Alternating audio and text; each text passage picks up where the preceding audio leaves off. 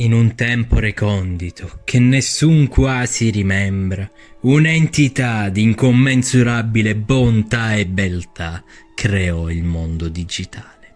Nelle sue ombre più recondite, un'entità maligna decise di fare altrettanto, creando la propria dimora alle sue spalle. Questa creatura, ammaliata dalle azioni di tal beltà, decise di giocare anch'essa con la vita. Nel suo nido accolse tutti i ripudiati, i rinnegati e perfino i pellegrini. Ne fece cadere sempre più. Della progenie del re vampiro, che conosce i segreti del mondo e della morte, ne sappiamo ben poco. Ma oggi voglio raccontarvi di uno di loro, Vandemon. Un tempo, nella Dark Area, uno dei figli del grande re iniziò a farsi nomea. Scalò le gerarchie fino ad arrivare alla vetta e divenne uno dei 7 grandi signori dei dei. Nacque il principe delle tenebre, il re dei non morti, colui che riuscì ad armonizzare mente e forza, ottenendo un immenso potere. Nacque l'avaro Vandemon. Possiede una personalità disumanamente crudele ed è disposto a fare qualsiasi cosa per realizzare i propri desideri. Un giorno alla sua corte si presentò un Digimon che si fece beffe di lui e lo sfidò. Era Barbamon, il Digimon più astuto e meschino dell'area oscura, disposto a tutto per i tesori e puntava proprio alla corona dell'avarizia. Con astuzia e ingegno sconfisse Vandemon. D'altronde sul mondo digitale domina la legge del progresso. Fu una lotta totalmente iniqua. Barbamon era in grado di controllare un'infinità di Digimon, che usò per sfinirlo e soggiogarlo. Vandemon non era mai stato sconfitto. Si ruppe la sua armonia e, cedendo all'ira, mutò in una famelica bestia dominata dall'istinto. Barbamon aveva messo le mani sul tesoro e volle schernire per l'ultima volta il suo avversario. Utilizzò una copia dell'attacco di Vandemon, ma amplificata a dismisura dai suoi poteri e dalla corona dell'avarizia. Pandemonio perduto! Il nuovo corpo di Vandemon nascondeva un segreto. Solo la metà inferiore del suo corpo è reale, il resto è mera finzione.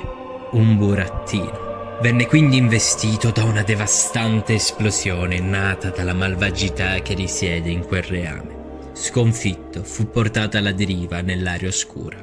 Morente, finì nella spaccatura dimensionale che conduce alla futura zona chiamata Nightmare Soldier. Suggellò un patto maledetto, fu avvolto da Digimoji corrotti e tornò in vita.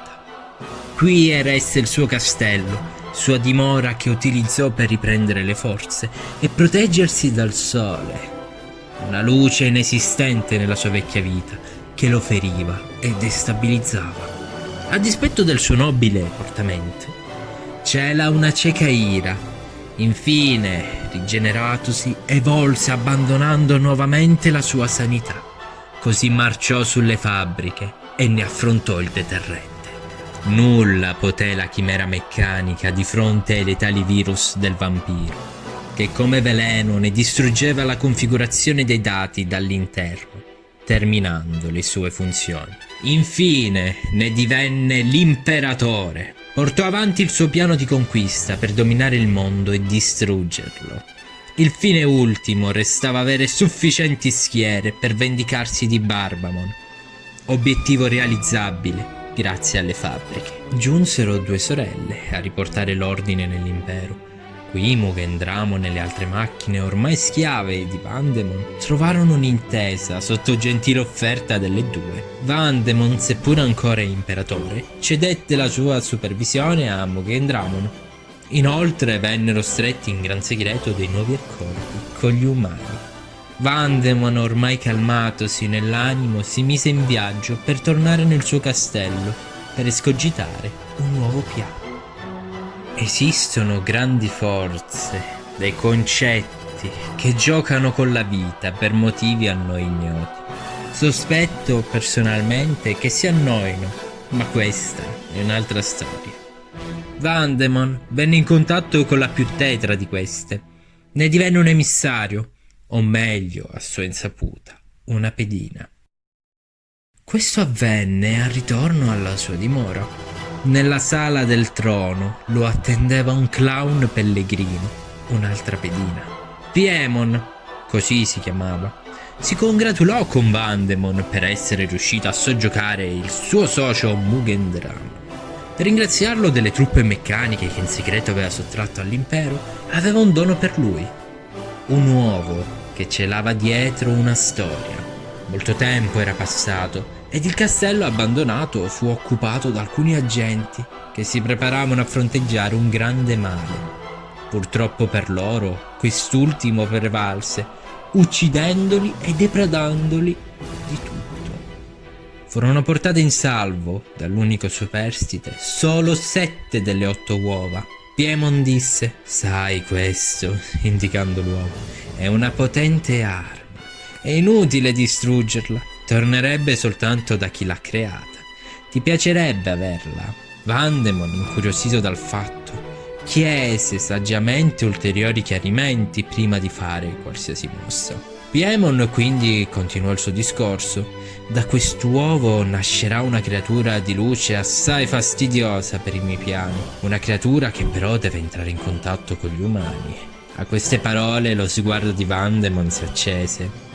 Piemon sorrise come se tutto andasse secondo i suoi piani. Il contratto fu siglato. Si decise di aspettare l'arrivo dei bambini prescelti e dei loro compagni per poterli eliminare e non avere più nessun ostacolo, di corrompere al medesimo tempo il mondo digitale e il mondo umano. Quest'ultimo fronte era compito di Vandemon. I preparativi erano finalmente completi e il vampiro fece cadere le ombre su Tokyo, in cerca dell'ultimo bambino da eliminare. Dall'uovo, invece, nacque e crebbe una gatta bianca, il compagno di quest'ottavo prescelto. Vandemon sapeva che nonostante l'avesse cresciuta nel dolore, lei avrebbe ugualmente cercato il suo partner. Come una bussola la seguì. Stava andando tutto alla perfezione, finché non si intromisero uno stregone pellegrino e gli altri mocciosi, che pensava fossero caduti nelle mani dei maestri oscuri. Qualcuno doveva averli aiutati. Vandemon, dopo una dura battaglia, venne sconfitto portando con sé solo il male. La sconfitta era inaccettabile, la rabbia ribolliva nella sua anima, pronta a rinascere ancora una volta, e per far ciò usò i corpi dei suoi scagnosi. Nuovamente si mostrò in quella mostruosa forma priva di senno che tanto ripudia. Tutto sembrava perso finché 2 luci non portarono ad un miracolo evolutivo. Vandemon cadde ancora una volta. La sua anima finì a vagare nel mondo umano, impossibilitato alla rinascita senza dati a cui attingere. Incappò in un umano devastato emotivamente, una preda perfetta per un demone. Si impossessò di lui, sfruttando il suo desiderio di raggiungere il mondo digitale. Come fece suo padre, portò alla tentazione e alla caduta diversi umani, usando ancora una volta i mezzi di quella tetra forza. Quando il tempo fu fecondo e finalmente riuscì ad evadere dal mondo umano, arrivando con l'inganno nel mondo dei sogni, poté tornare alla sua forma più grandiosa. Ecco, secondo i registri del mondo, la seconda ascesa dell'avaro Vandemon. Aveva intrappolato tutti i suoi nemici in un unico luogo e stava per schiacciarli. Ma quegli inetti dei prescelti non sanno mai quando arrendersi, non sanno mai stare al loro posto, seguendo quella schifosa luce che gli dona speranza. Ribaltarono le sorti della battaglia, arrivando alla vittoria. Vandemon fu confinato a vagare fra i mondi. Il tempo passa inesorabile ed il mondo muta, si frattura. I 2 avari non si incontrarono. Barbamon continuò ad accumulare ricchezze su ricchezze nei suoi domini, come un drago custodisce ed accresce i suoi averi nel nido. L'ultima preda furono le armi leggendarie. Da allora nessuno ha più sue notizie. Vandemon invece riuscì a tornare solo dopo molto tempo nel mondo digitale, ormai privo di ogni emozione e legami che il tempo aveva cancellato. Si mise ai servigi dell'angelo della morte. Solo le uccisioni al chiaro di luna muovevano qualcosa nel suo animo. Era famoso nell'armata per sfruttare nei modi più crudeli i corpi delle sue truppe. Il suo esercito era saturo di molti non morti. Esso era il generale del chiaro di luna. Questo perché dalla luna sul suo petto un lampo che trasformava tutto in buio risucchiava la speranza dell'inerme avversario che infine la morte prendeva con sé. Ironico che il suo fato sia indissolubilmente legato al suo opposto, alla luce. Infatti ancora una volta cadde in battaglia proprio a causa di una di esse. Oltre al danno venne la beffa. Tradito dal suo padrone ed incatenato adesso dalla sua stessa magia di reincarnazione, divenne una grottesca chimera assieme alle membra dei suoi pari. Nei momenti più bui e disperati si rivela la natura di un eroe, un re. Esso venne a sconfiggere questa gran minaccia. Vandemon così si reincarnò ancora una volta, libero ed errante nell'area oscura, ma sempre più vuoto. Come da ciclo, la grande guerra fra bene e male tornò ancora una volta, ancora più cruente e maestosa. La spaccatura si fece sempre più grande fra gli inferi e il vecchio mondo, consentendone un facile ed inusuale passaggio. Vandemon, ormai eclissato nel suo essere, si trovò dinanzi a una piccola ed indifesa creatura. Pastare la tenera carne, un dono del padre, lo anima nuovamente, lo accega a tal punto da non curarsi neppure di Barbamon in difficoltà nella battaglia. Aveva trovato la paura e voleva cibarsene.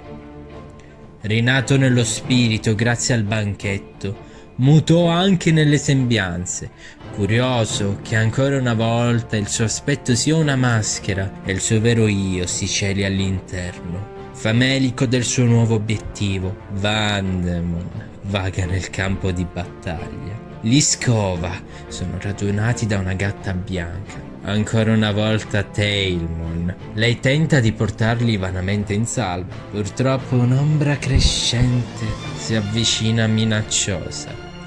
Ingaggiato lo scontro non durò che attimi, non vi era confronto.